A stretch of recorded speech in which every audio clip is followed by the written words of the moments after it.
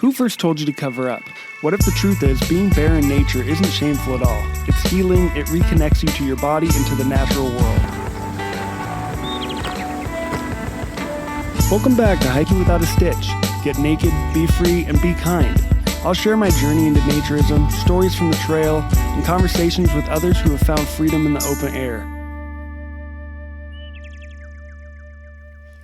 How's it going, guys? Welcome back to Hiking Without a Stitch. I'm Jon, your host, and this week I sat down with Erin, better known online as a single girl in the Nudist World.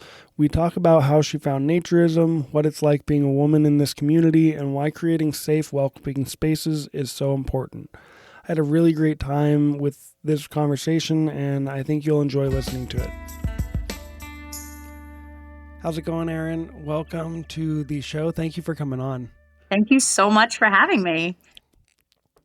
I would love to start kind of at the beginning of your journey. For people that may not know who you are, can you tell people a little bit about yourself and kind of how you got into naturism? Sure. Yeah.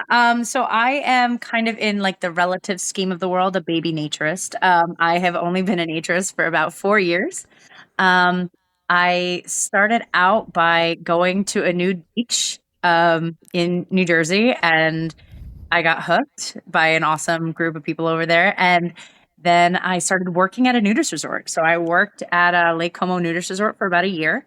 And then I went out on my own and am now just starting this movement to really get younger people and women to understand that it is safe and it is a welcoming community and it is not everything that the public makes it seem.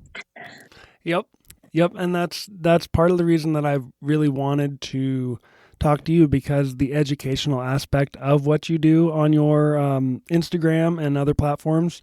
So it's really cool to see. Can you walk me through what that first visit to Nude Beach was like, and kind of what caused you to go to the Nude Beach, I guess? What was the allure? Absolutely. So I actually lost pretty tremendous amount of weight. I have rheumatoid arthritis, and I had gained a lot of weight due to medications and steroids and things like that. And so I had done a lot of work to lose all the weight. And but I was having this really bad body image issue still. I couldn't see who I was, and I kept seeing, I called her Fat Erin. And I was so negative on myself and so mean to myself. And so I was trying to figure out why and what to do. So I went on a deep dive on the internet, and I found an article about naturism. And it really got at the heart of kids that grow up in naturism don't have the same body image issues we do, because we're taught them and we're taught to hate ourselves. And that kids that grow up like this, they don't have those issues. And I found that fascinating. So then I had to do a deep dive, and then I found a nude beach in New Jersey, Gunnison. And I was like, all right, let's do this. I'm going to go. And I went in a long strapless maxi dress with nothing else on. So I knew I would be completely uncomfortable in that at the beach. And I would have no choice but to take it off. So I get to the beach, I lay out my towel. At Gunnison, they have the ADA mat. So I set up right next to the mat, so that if I had to run away because I was scared, I was super close to the mat and I could run. So I set up there.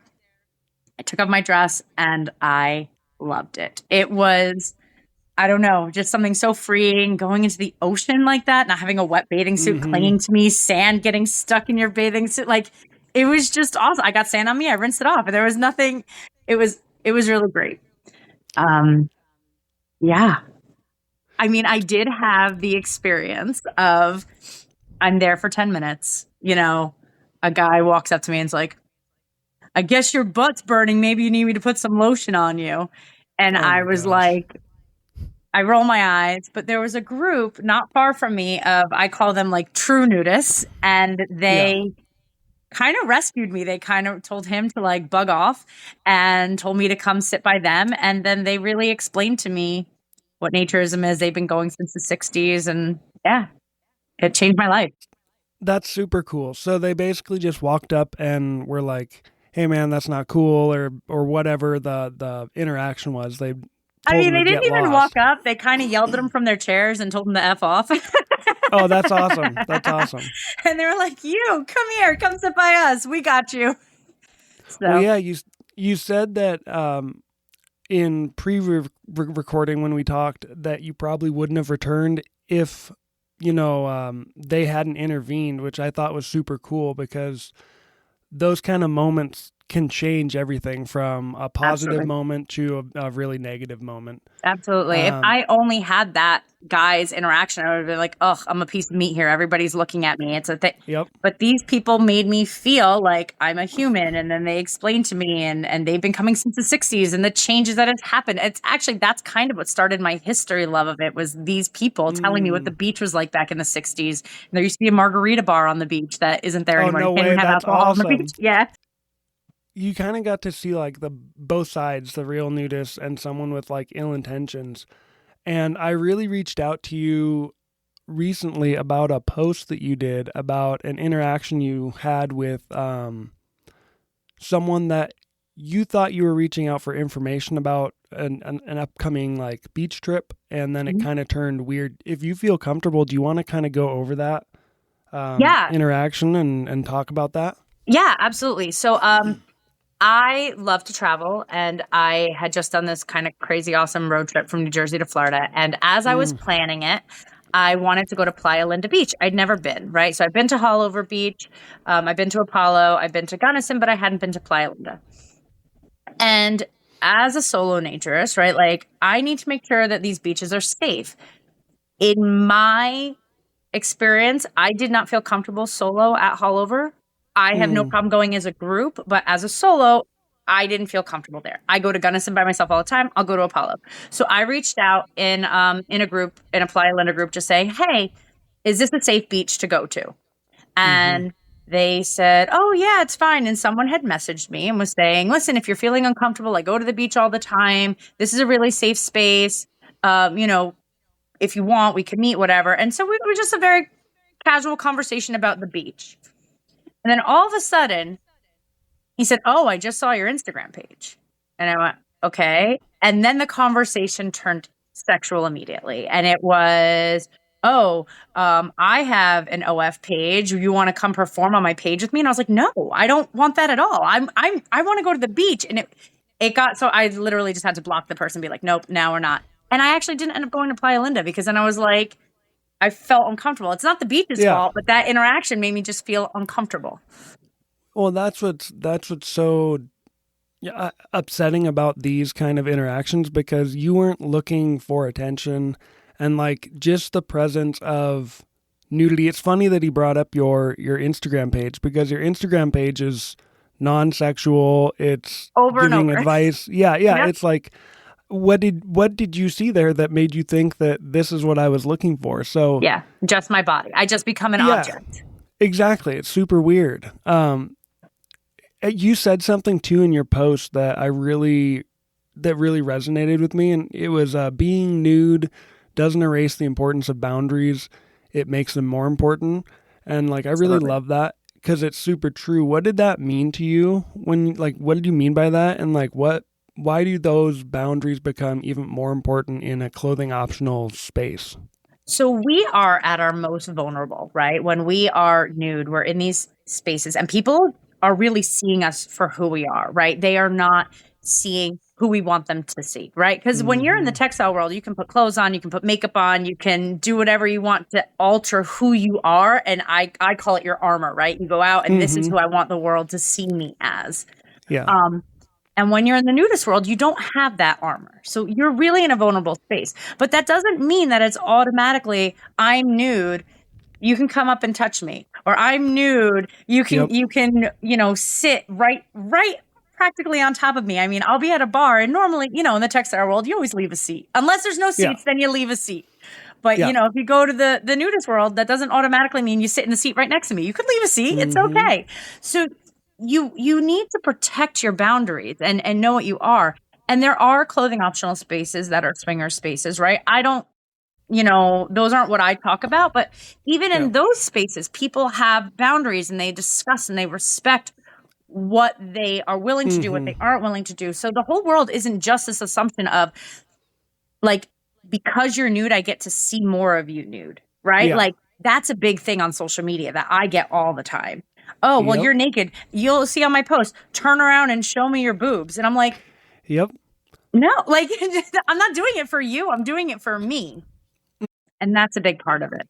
Yeah, and well, even as a woman, I know that you get probably way more of that energy. But even myself on Instagram, I'll get messages from guys that are like, "Hey, you should uncensor your photo so I can see your penis." It's like, no, I'm Right. not. I'm not. I Right. don't Right. share that. It's like that's not the point of me That's not the being point of here. it. Yeah. Yeah, so it's interesting because being so active on social media, it does open up a weird kind of portal that people get to interact and experience our everyday lives, and they just get really odd about it. Yeah. And it that just leads me into like we hear all the time in these spaces, well, why aren't more women in it? And I think like the better question is how do we create safe spaces and interact in a way where women actually feel safe enough to show up and be involved? And honestly, seeing the people that are bad actors are really ruining it. It is. It's true. It's a few bad apples make it really hard for women to feel safe, right? Because even, and it's not, honestly, it's not just men. I was at a resort once and a woman got her monthly, right? And so she was wearing a bathing suit bottom. And someone at this club just started screaming at her because she was in the pool area with the bathing suit bottom on. And she was like, well, I just can't. And they're like, then just leave. And so she did. And it's like that experience has now, she's probably never coming back to a nature space. Now, we lost a Yep. young woman, right? Because this Yep. other individual just, there's no boundaries. And it's like, it's biology. It wasn't like she was doing it to be anything. It's like, Yeah. so it's a really hard, it's not just men, because this was a woman that yelled at her that do this. Oh, But interesting. yeah. And it's hard to make people understand that, like, especially women, right? Because we do go to these spaces and we are the Mm-hmm. minority, right? It is, when I was working at Como, the ratio was 10-1 male to women, Oh, wow. right? So that is a huge difference. And even of that, half of the people that lived there were couples, and the women didn't really come out and participate as much. The men were out, the women lived there, and they were fine, but they didn't really come out and go to, like, Yeah. so I'm like one of maybe 4 women at the pool with like 30 men around us, 40 men around us. And we are already feeling a little bit conscious, right? Because we're the only woman there. We're like, is everybody staring at me? Everybody has that little bit of doubt in them. So then when a bad interaction happens, that can be the end of it for some people. Mm-hmm. What do you wish, like, I guess talking about those interactions, how could we shape these interactions to be different? Like, what do you wish men knew at, say, a resort or at a nude beach interacting with women? Because I think men, even if they're not being creepy on purpose, they'll go out of their way to show attention and, like you Yeah. said, sit too close and, hey, well, what's your name? It's like, ugh. Yeah, I have to, it's very funny. At one of the resorts that Sarah and I went to, every man walked up to us to tell us how safe this place was for women, and it made us feel more unsafe. Like, I was just going to ask. everyone's like, this is the safest place as a woman you could ever be. And we're like, why are 7 different men telling us this? Should I feel unsafe? Okay. I was like, this feels like cultish a little bit. Oh my gosh. Yeah, And I that's exactly what know, I'm talking about. right, like Sarah and I at this point, like, we know how they meant it. But again, if we were different people, we would have taken it completely differently, and it could have been a really, really negative situation. Exactly. I think people just need to realize, like, there was another resort that I went to, and everybody that was in the pool was staring at us because we were new. Now, I think they wanted to talk to us, but they were scared to talk to us. And so they just stared, which that's like the number one thing you don't do as a naturist is just Yeah. stare at people. So it's like these little things that you're not mindful of, but it really does have an effect. Because I was like, that was so uncomfortable. I don't know that I want to go back to that resort. It was like, Yep. out of all the resorts we went to, I was like, I don't know that's the one I'm getting the vibes from. And it was just, have normal conversations. Like, don't just walk up to someone And not everyone is comfortable sharing their nature story. Not everyone's comfortable. I am. But so the first question can't always be, how long have you been a nudist? It could just be like, hey, what book are you reading? Like something casual, something interesting. And the other thing is, I think resorts have to do something that make women feel welcoming. I'm trying to form some women's only retreats at different clubs to see if we can get women that feel safe together, and then maybe they'll feel safe on their own. Yeah, absolutely. That's super cool. With trying to introduce women to naturism, with your Instagram page and other socials, do you see a lot of new women kind of reaching out and showing interest? Yeah, I actually have. Now, obviously, overwhelmingly, it's men that are my followers. Yeah. However, I have been getting a lot of messages from women. I got one yesterday that her and I had been going back and forth, that she's going to a nude resort for the first time. She was super nervous. She just wanted some advice on like how to shake her nerves. And her and I had been talking for a couple of days, and she went yesterday and had an amazing experience. So, oh, that's so awesome. Yeah. I was like, that one made every bad comment worth it. Yeah, exactly. Like, what are the most common concerns women have about going to nude resorts or having their first clothing optional experience? Hands down, the first is that they don't think their body is good enough. Hands down. And I did a video on this the other day, but if men want their partners to go with them to these resorts, they need to make these women know that they're beautiful in their own skin, and just tell them when they get out of the shower and their hair is matted to their head and they look like a mess, and it's like, you look beautiful, when they don't have their armor on them. Only telling them they're beautiful when they have their makeup on, and only telling them they're beautiful when they have their dresses on, it reinforces the fact that they're only beautiful when they are made up. So then when they go to these spaces, they don't feel okay because they don't have their makeup on. I mean, some people do. Some naturists wear makeup. I don't. Some do. I just like to go hiking and sweat a lot. So I'm like, it'll just run down my face. It would be really ugly. So, but I think that if we just, get out there, that not everyone is perfect. For some reason, women have it in their head that they can't go to a nudist resort unless they are a size 4 with like 36 C cups and like no wrinkles, no nothing. And I'm like, guys, I promise you, if you go, no one is like that ever. Yeah. Yep. That what you just said kind of reminds me, my wife and I were speaking about this a little bit, and she was telling me a story about her going to a new friend's house, and her friend kept apologizing. Oh, my house isn't good enough and it's dirty and this and that. And my wife's like, your house is lived in. Like, and I took that as like, our bodies are lived in. This is our vehicle for, right now. And so the more that you can get connected and realize that you are good enough, it's a beautiful thing. So I really like what you're doing online and sharing that in a really great way. You mentioned hiking. Where do you go hiking around, like where you're at, or at like resorts? So I'm not far from Rock Lodge Resort in New Jersey. And so they have their own hiking trails, which is cool because it goes up into the mountain. Nice.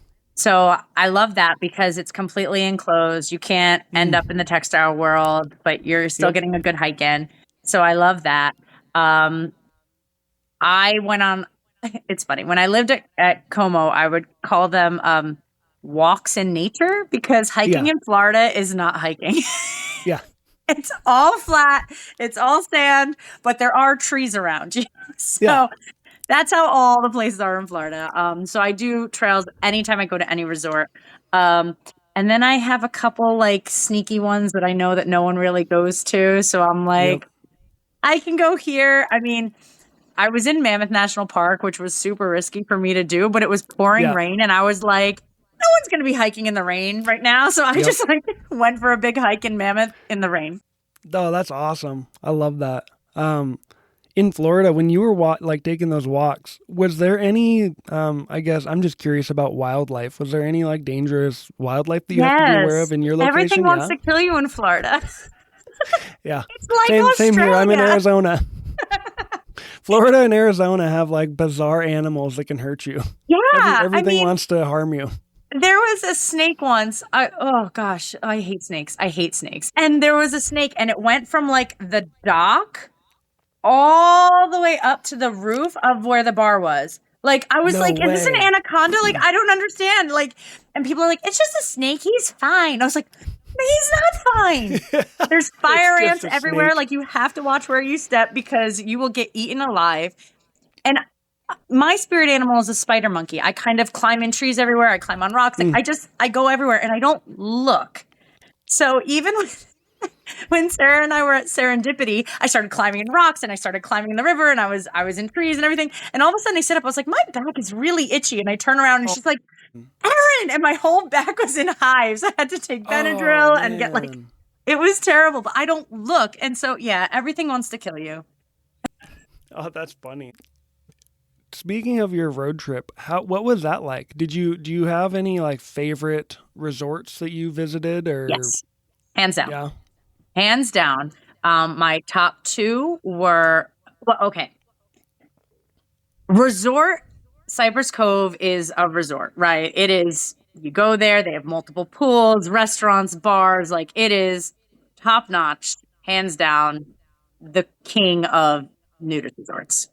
But my favorite were Whispering Pines and Serendipity. And they Mm. do not have any of that. They are campgrounds. And Oh, interesting. Whispering Pines, the community there was so incredible. I loved walking their trails. Like literally, I'm walking in the woods and all of a sudden I walk up to a swing set just in the middle of the woods. And Oh, so I just start awesome. swinging, facing the trees. It's like this was a true forest bath, like just loving every That's so second. No one was funny. around. I was able to do yoga out on the trails. It was amazing. Their cabins are adorable. I mean, they have this little A-frame that I can't, like, I need to go back and stay in it. We were in a place called Margaritaville. We had a wraparound porch. Like, it was really great, but we were just out walking and we saw some people playing cornhole and we're like, hey, what are you guys doing? And they invited us to play. I'd never played before, so I started playing cornhole with these people. We go up to the pool. Everybody was talking to us. It was so warm and so welcoming. They didn't have a single restaurant. They didn't have a bar. They didn't have anything. We just went. And as we left that place, the next door neighbor gave us a care package, like literally of like Tony's Chocolonis and some strawberries and things like Oh, cool. we felt so a part of that family after one day. It was incredible. It was, That sounds yes. amazing. And then Serendipity was my other one. And it was recently purchased by a couple because they didn't want to see another Anna Club close. That's awesome. And so they were like, we're going to save this place. We are going to fix it. And even they hold the Anna summer camp every year. Mm. And Anna's no longer going to do it. They have not gotten enough kids to sign up, but Serendipity is like, we're going to try to continue to do it on our own since the kids have been coming here for so long. So they're trying to save the summer camp. And Interesting. they just have such great ideas. And again, they don't have a restaurant. They don't have a bar. I was sitting down by the pool and somebody's like, hey, I think I'm going to order a pizza. I was like, oh, I'll go in on that with you. He's like, oh, don't worry about it. He comes back with 5 pies, shares it with everybody around. Someone else comes over with a bottle of Jack. Someone comes with soda. And we all are just having this That's so impromptu like badass. potluck.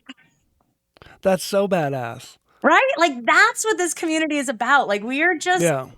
just come together, and have amazing conversations. We were sharing stories and yeah, it was awesome. That's awesome. Just a side question with the kids summer camp, do they allow like donations to pay for like a kid to go to the summer camp or Yeah, I have think they would. Yeah, Okay. absolutely. I might reach out to them and figure out how to promote that or something. Yeah, they are awesome. The new owners are, and the community has welcomed the new owners because you always never know how that's going to go, right? You have a new Exactly. owner and they can hate it. They have embraced them. They have helped them. They had a flood in one of their cabins and the community came together and helped rip out the floor and helped get everything ready so that the people that were staying in the cabin in like 2 weeks had a perfectly renovated place to go to. And we got there, they were literally like sweeping it out and like handing them the keys. Nice. But the community did that. They didn't have a maintenance guy. They didn't have anybody. They just came together and fixed it. And I was like, that's amazing. That's super cool. Yeah, that's exactly what this community is about. Coming together like that and having events that build community and bring people together. You talked about a naked skating event that you did. Oh yeah. Were you involved in setting that up, or was that just an event that you joined? No, it was my brainchild. Oh, that's awesome. So I had said to my boss, I really wanted to do nude skating at Lake Como, and I was trying to figure out where we could do it. Because you need a big area, and so we had this parking lot by the tennis courts. And I was like, could we do it there? But it's all brick pavers. And they were like, no, it'll be too bumpy. You can't do it. I was like, what if we don't let anybody park by the office and we make an oval here? And it was like a little too gravelly. And so someone in the office had said, well, there's a skating rink not too far from us. And why don't you call them? And I was like, good idea. So I called them. The owners were super awesome. And we had booked up to 75. We easily could have had 100 to 150 because that day we had closed it. We were like, nope, we reached capacity, and we were still getting phone calls about people that wanted to do it. What was that initial conversation like with the textile business? Because I'm assuming they're not normally a nude skating rink. They are not a nude skating rink, and I do want to give them so much credit. They were so warm and they were so welcoming, and they are not naturists. They're not nudists. They are at all. When I first called them, now one thing you have to understand about Florida is the nudist capital of the world, right? There's over 21 different naturist clubs in it. And in Pasco County, which is where Lake Como is located, there's 13 alone. Okay, so it's not odd to it's not foreign. So when I had called and I had said, I know this is an off the wall idea, but would you consider doing this? As I see that you do private rentals, because they do private rentals all the time for corporate things. I said, would you consider doing a private rental? I see that you guys are closed on Tuesday. Could we do it on Tuesday so that we don't risk any public like coming in? And they basically were like, we opened this place 20 years ago and we had joked about doing a nude skate night once a month since we opened. And they were like, so they weren't actually that surprised by it. They were just like, yeah, sure. But the coolest part about it is when I was discussing with them, they said, I have 3 questions for you. I said, okay, go ahead. They said, 1, can you please make sure everybody has a towel or something to sit on? I said, yep, we're nudists. We know we have to do that. Yep. And I said, we'll even bring extra towels and just make sure. 2, they said, do you want our staff to be nude? And I said, no, we don't expect that. I said, we go on nude cruises. The cruise ship people are never undressed. We do bowling. Like, we don't ever expect that. This is our world, not yours. We never force it on anybody. So no, please be dressed. Unless they want to be dressed, and that's up to you. That's between you and your employees. Yeah. And then the 3rd question, they said, do you want us to cover our security cameras for your privacy? Oh, interesting. And that question made me be like, this is a safe space. Because no one else would have thought of that. No. I didn't even think about that they would have had security cameras. But the fact that they thought about our privacy, I was like, I like this place. I felt that's really great awesome. about them. Yeah, what a great thought. Because I wouldn't have thought about like, we have images now of us naked on security cameras that who knows who has who has access to them or anything. Yeah. It wasn't even going to occur to me, but the fact that they thought about it made me feel so safe bringing my business there. So we're actually working with them to do another one in October.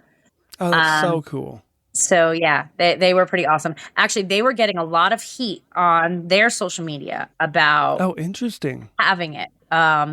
And to the point where they were getting anxious. Like, I actually contacted the police department and I was like, hey, do you mind having some people in the parking lot or just do some drive-bys because we're getting nervous? People are keyboard warriors, right? They say all the nasty things.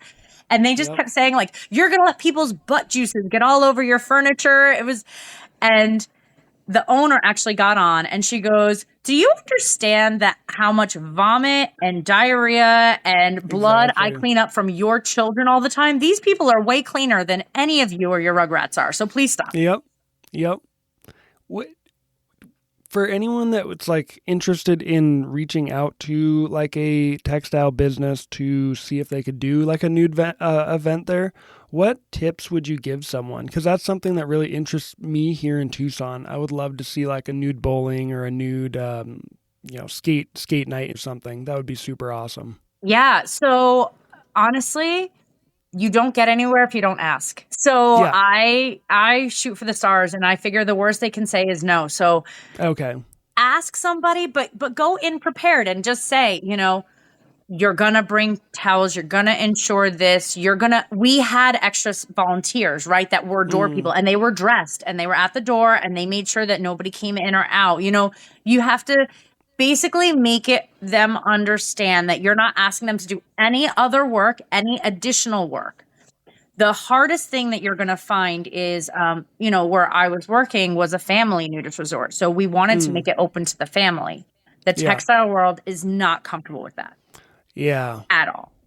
And so we had to agree that it would be an 18 and up event. So I think that will be most public events will be 18 and up.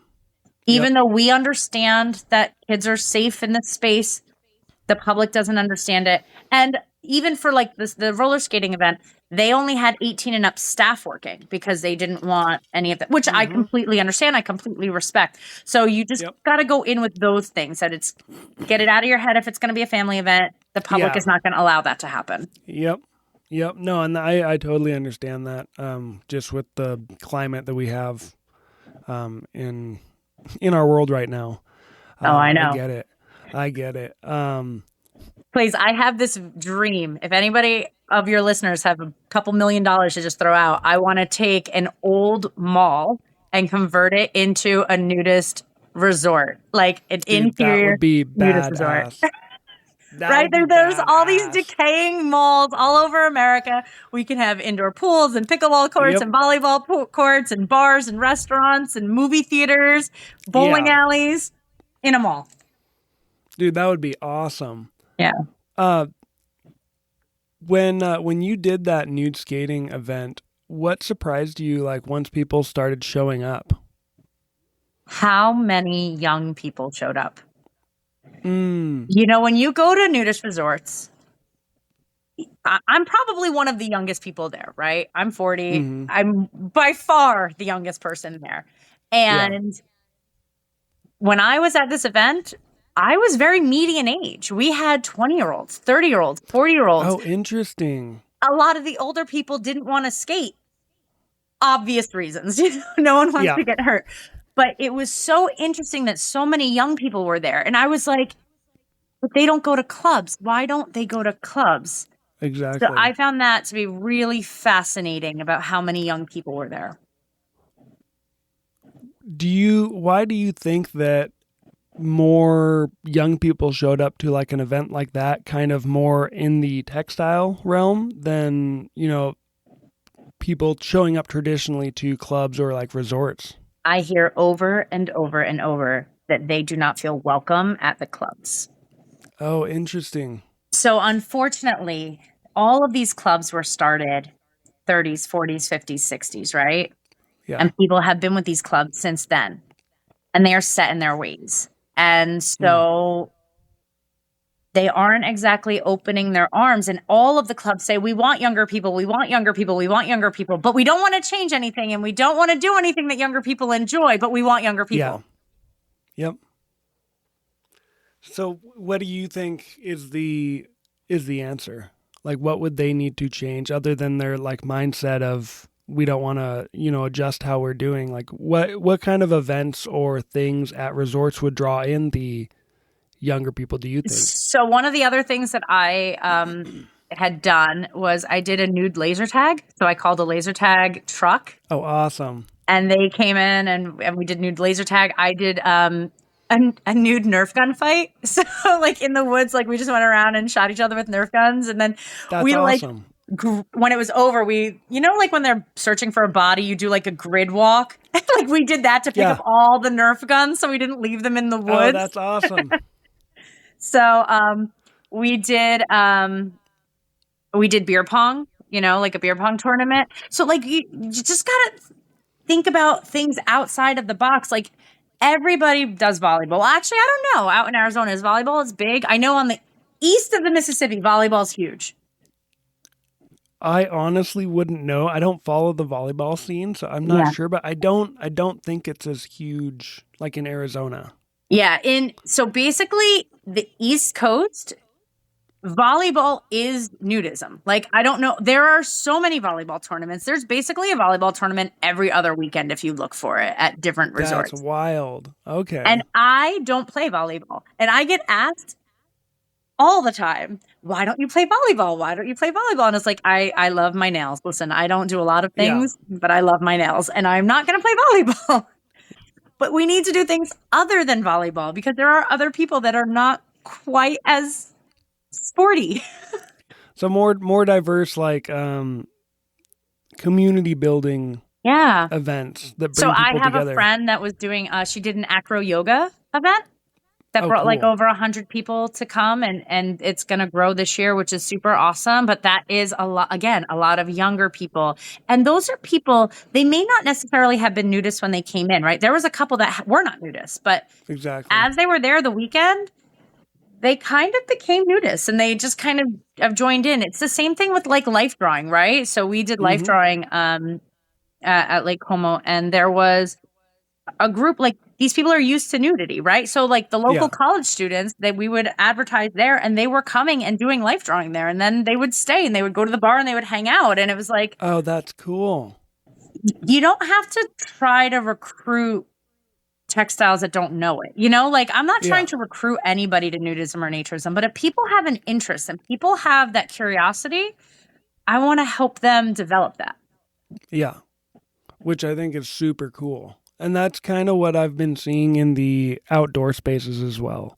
There's a lot of people that don't think of themselves as naturists or nudists, but they like hot springing, or they like sunbathing, or they like naked hiking. And it's like, just because you don't subscribe to the label doesn't mean you shouldn't care about the overall whole of, non-sexual nudity and nude recreation. And the clubs are a part of that. And we're seeing more clubs kind of shut down and become textile and lifestyle resorts.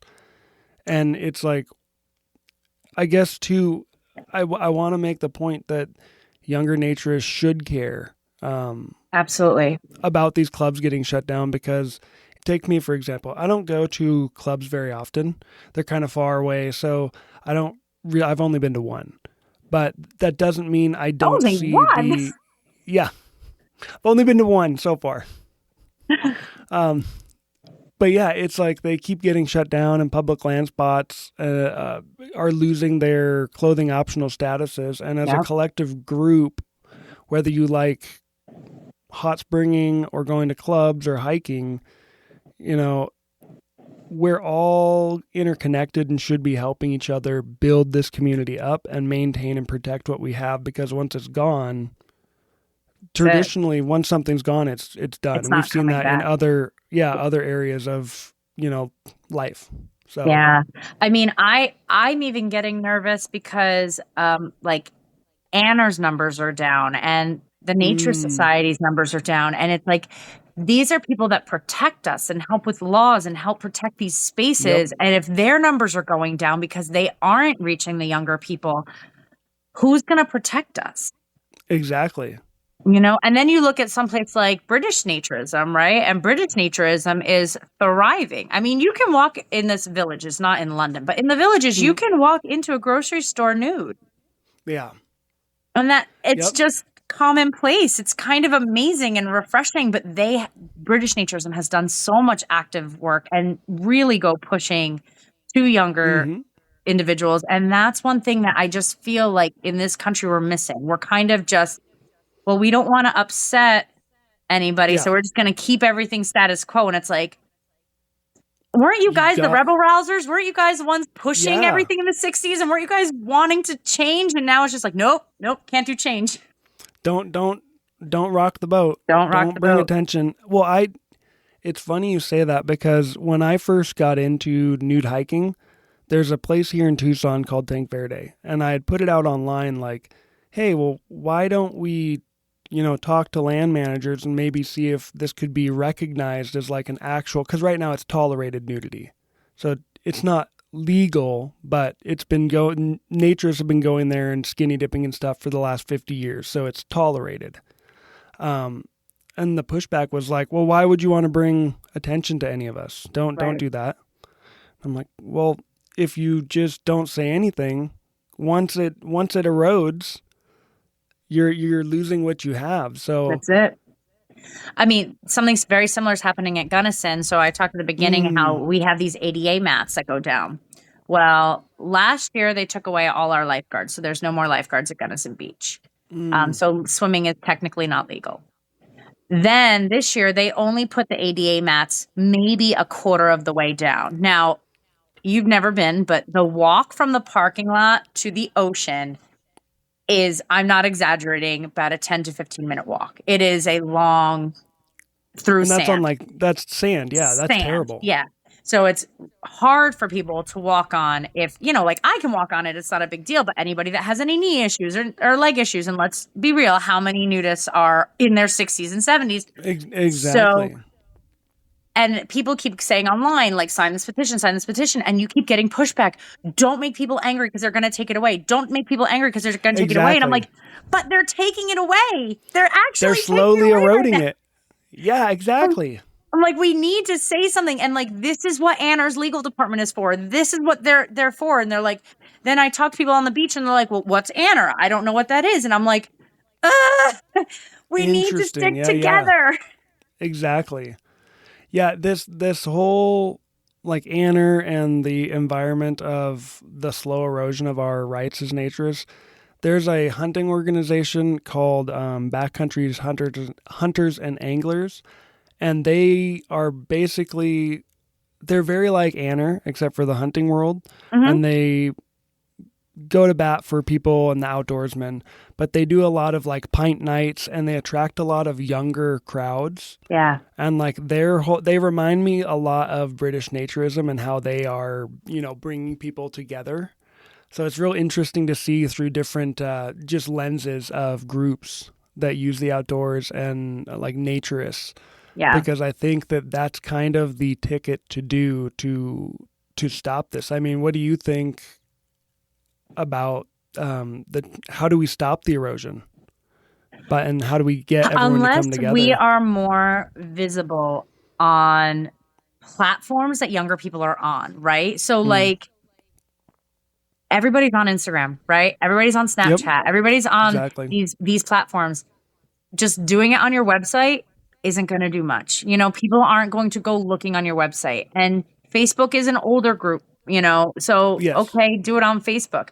X has a following, but it's not the same, and X, you can only get so much in. So you really got to be visible where the younger people will see you. And you have to do things that younger people want to do. Why were there 700 people at Blind Creek for Skinny Dip Day? Because that's fun. It's at the beach. It's a giant skinny dip. Exactly. You gotta meet people where they're at. I want to figure out where I can do like a beer tasting, right? Like a beer garden or something, or set up a beer garden at a resort and have like a local brewery come in. Like microbreweries are really trendy right now, right? Everybody wants to support these local brewers. So let's support them. Let's see if they'll come out and do something at our place, or we can close out their place for a night and do one there. Like those are the type of events that people want to go to. Yeah. Yeah. And same thing with women's spaces. Like I love going to women's retreats, but not all women are crunchy granola. I want to sit there and meditate for 2 days. Yep. Do like a wine paint, like how many of those paint and sip groups are around? Do a paint and sip, do that kind of stuff that women can go to and want to enjoy. Jewelry making, things like that. Yes.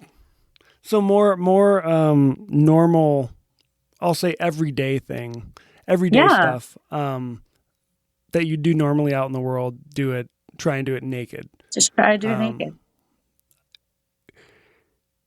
this is like probably one of the coolest times to be a naturist kind of, because there are so many people getting into the platforms in the world like yourself, and you're building solutions instead of just like complaining about problems, and you're actually, standing on what you say. Yeah. I would love to talk about like the organization that you're starting and like what you're trying to do. So it's in the very beginning, like brainchild Mm-hmm. world. So it's going to take a little bit. But what I am trying to do is I am trying to um, do these more public events in different parts around the country. So I want to be able to do a nude skate night somewhere, in the Northwest country. Yeah. I want to be able to do different type of events, and especially in the winter months, right? Try to get a nude bowling in Michigan somewhere, like try to do Yeah. these kind of events so people can be nude and have the same experiences throughout the year. And I want to tie women's events and women's retreats into that. So go to different Mm-hmm. clubs and resorts throughout the country and do women's retreats and things like that. Oh, that's super cool. Um, We're in the brainchild stages, so yeah. No, that's exactly where the movements, that's exactly where they start. They start from an idea of, I don't see this in this space, or I see this need. And most people stop before they even get off the ground. yeah. And it never even makes it out of their brain onto the page. So I'd like, you're doing awesome. I think the Instagram that you have, it's always cool to see your posts and how you are responding to people and being a light in an arena that, can feel kind of dark and alone sometimes, with people being weird, or Instagram and other platforms limiting what we can do. I mean, Instagram put me on the wrong side of the world for a little while. I was getting put in the fetish category, so I was getting a lot of like, Yep.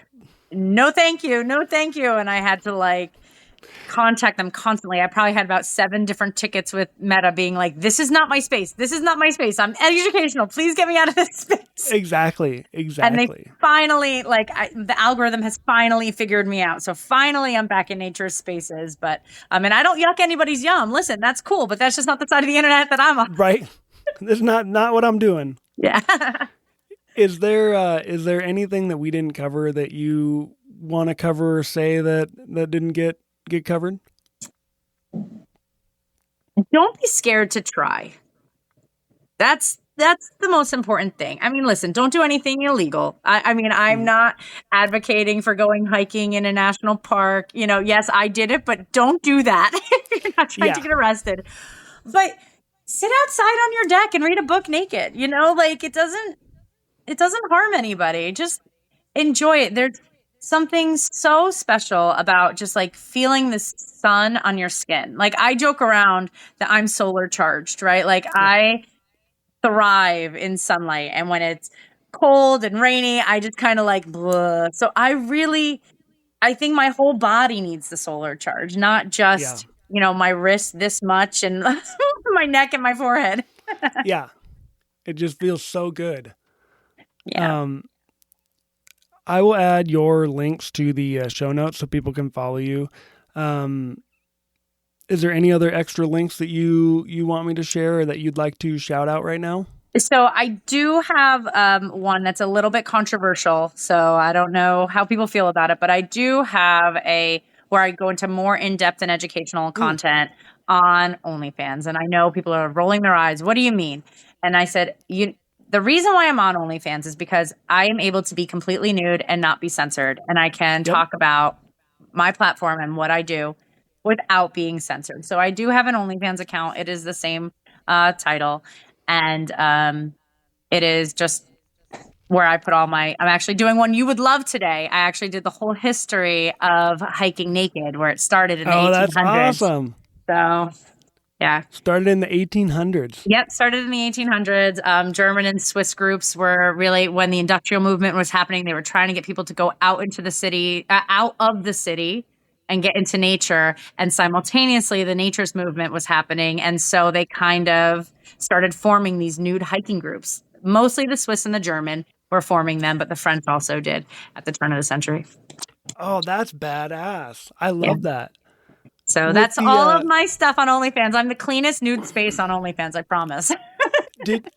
Speaking of the OnlyFans, before we pop off, have you gotten a lot of pushback from the nudist naturist community? I did at the beginning, and it was very interesting because I was getting a lot of, well, you can just post it on Reddit and you can just post it on X. And I'm like, yeah, yes, I can. However, there's no safety guards there, right? Like on OnlyFans, they have, you can't screen share. You can't share anything with anybody. Like what you have is yours and you can't screen grab or anything.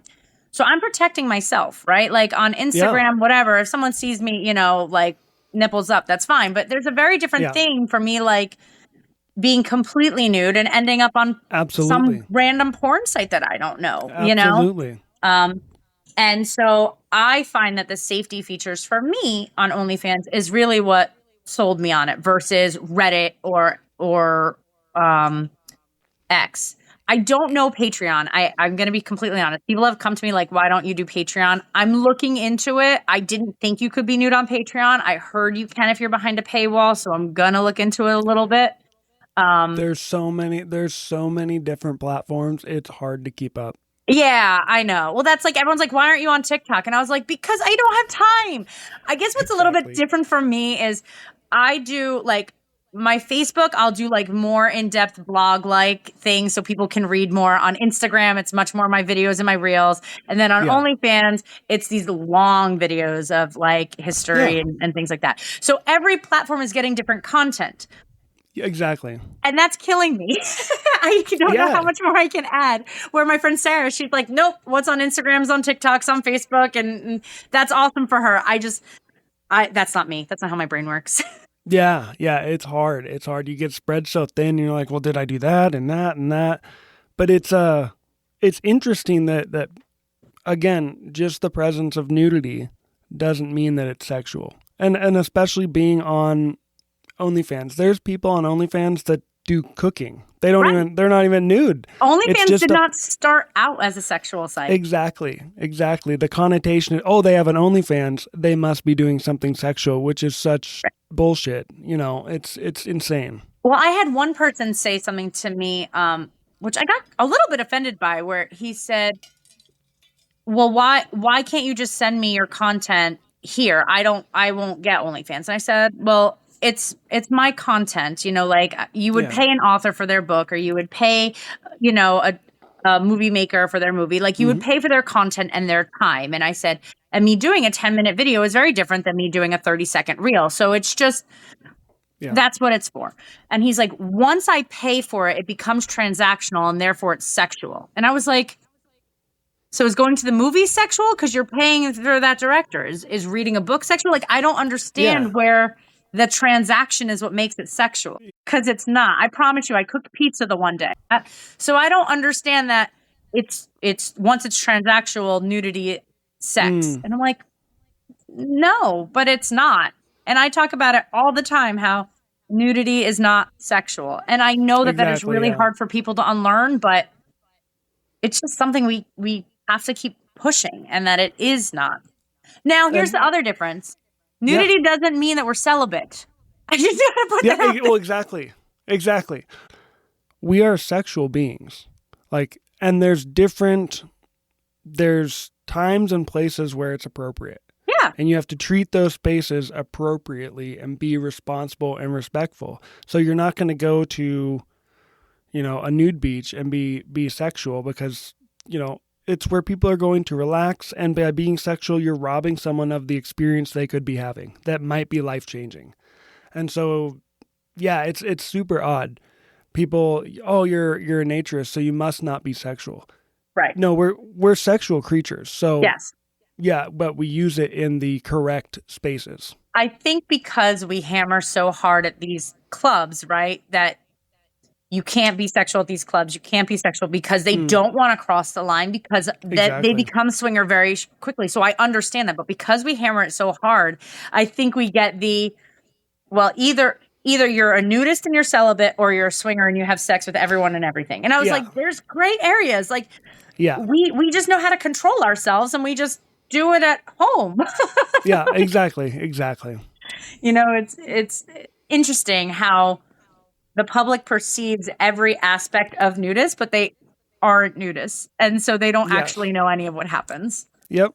It's real interesting. We have a ways to go. I actually don't typically use the word nudist, which is so funny that I've used it so much here. I typically use naturist because I have so many friends in Europe. And nudist is actually more sexual in Europe. Oh, interesting. That's why they use the term naturist. So nudist is almost like what we say for swinger. And they don't use the term lifestyle, right? They will just say lifestyle as in meaning the word lifestyle, where in this world, you say lifestyle, it's automatically like swinger and sexual. Exactly. And so I have to be really careful about what I say. So on my Instagram, 90% of the time I'll say naturist just because of how many European friends I have and just making sure that there's like no blurring of the lines. Interesting. Okay. Well, for this conversation, we're using naturist and nudist interchangeably. Well, thank you, Erin, for coming on. I really appreciate your time and being willing to be open and talk about this. I think you're doing a phenomenal job, and it's exactly what the world needs right now. So thank you. Thank you. And if you know any millionaires, we could start that mall. Dude, I'm down. I will help out. We need to start a GoFundMe for a big nudist mall. Dude, that would be awesome. I think people would be down to do that. Well, thank you so much for having me. This has been a blast. I really appreciate it. Yeah, thank you. Have a great day. You too. See ya. All right. Thank you so much, Erin, for coming on the podcast and sharing your story and your thoughts with us. I really appreciate you in the way that you're showing up in the world for people to kind of see what naturism is all about, and I think it's something that's really needed. And thank you to everyone for listening. If you've enjoyed this episode, be sure to subscribe, and if you feel so led to, please leave an honest review and share it with someone who might enjoy it. Until next time, get naked, be free, and be kind. See ya.